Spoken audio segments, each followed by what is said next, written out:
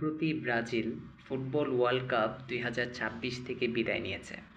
বিষয় এটা না, বিষয় হচ্ছে এই ব্রাজিলের বিদায় নেওয়াকে কেন্দ্র করে ব্রাজিলের অনেক সমর্থক কিংবা ফুটবল প্রেমীরা হচ্ছে কান্নাকাটি করছে, ফেসবুকে স্যাড পোস্ট দিচ্ছে, মনক্ষুণ্ণ হচ্ছে। এখন বিষয়টা হচ্ছে, আপনি ব্রাজিল সমর্থক হিসেবে কিংবা ফুটবল প্রেমী হিসেবে আপনি মনক্ষুণ্ণ হতেই পারেন, স্যাড পোস্ট দিতেই পারেন, কিন্তু আপনি শুধুমাত্র ব্রাজিল সমর্থক না, বরং আপনি যে দলের সমর্থকই হন না কেন, কোনো একটি দলের বিদায় নেওয়াকে কেন্দ্র করে যদি আপনি অতিরিক্ত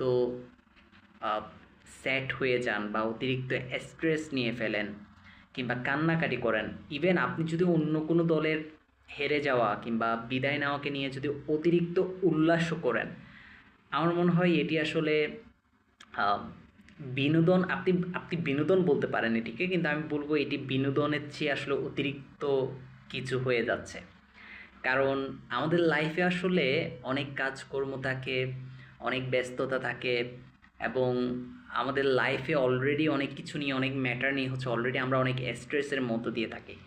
তার উপর হচ্ছে নতুন করে অন্য একটি দেশের হার জিত নিয়ে কিংবা বিদায় নেওয়া নিয়ে যদি স্ট্রেস নেওয়া হয়, অতিরিক্ত উল্লাস কিংবা এক্সাইটেড হয়ে যায়, তাহলে আমার মনে হয় এই বিষয়টি আসলে আমাদের অনেক গুরুত্বপূর্ণ সময় নষ্ট করে ফেলে, যেটি আমাদের লাইফে ইফেক্ট করে এবং আমাদের লাইফকে হার্ম করে।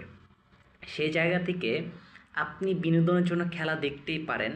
আপনার প্রিয় দল যদি হেরে যায় কিংবা বিদায় নেয়, সেজন্য আপনি স্যাড হতেই পারেন, কিংবা আপনি আপনার অপোজিট দল যদি হেরে যায় সেক্ষেত্রে আপনি উল্লাস করতেই পারেন, কিন্তু সেটি নিয়ে অতিরিক্ত এক্সাইটেড হয়ে যাওয়া কিংবা স্ট্রেসের মধ্য দিয়ে যাওয়া কিংবা মনক্ষুণ্ণ হওয়া এবং ফেসবুকে অতিরিক্ত স্যাড পোস্ট দেওয়া, অতিরিক্ত টাইম ওয়েস্ট করা, আমার মনে হয় এটি কোনোভাবেই উচিত নয়।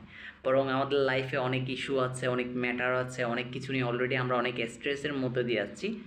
সো আমার মনে হয় আমাদের নিজেদের লাইফে অনেক বেশি পরিমাণে ফোকাস করা উচিত, আমাদের টাইমের ভ্যালুটা হচ্ছে যে প্রপার ওয়েতে দেওয়া উচিত। সো আশা করি আপনারা বিষয়টি বুঝতে পেরেছেন, এবং আশা করি আপনারা যারা ফুটবল প্রেমী আছেন কিংবা যারা কোনো নির্দিষ্ট দলের সমর্থক আছেন, তারা আশা করি আমার কথাগুলো হচ্ছে নেগেটিভলি না নিয়ে পজিটিভলি একটু চিন্তা করবেন। ধন্যবাদ।